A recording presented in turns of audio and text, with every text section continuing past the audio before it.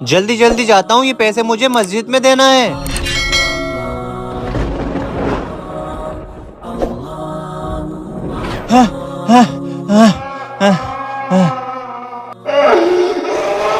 अरे ये पेड़ क्यों रो रहा है? और नमाज का भी वक्त हो गया है और यहाँ दूर से दूर तक कोई मस्जिद भी नहीं है। एक काम करता हूँ, यहीं नमाज अदा कर लेता हूँ।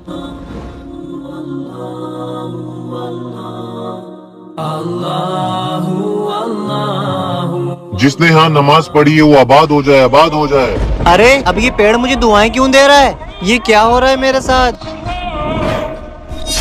कौन हो तुम लोग? हम अल्लाह के भेजे हुए फरिश्ते हैं। जिस पेड़ के नीचे तूने नमाज पढ़ी है उस पेड़ के नीचे लोग जुआ खेलते थे, शराबे पीते थे और बुरे काम करते थे, इसीलिए ये पेड़ रो रहा था। आज तूने इस पेड़ के नीचे नमाज पढ़ी तो ये पेड़ बहुत खुश हुआ और ये पेड़ चाहता है कि यहाँ कोई बुरे काम नहीं हो।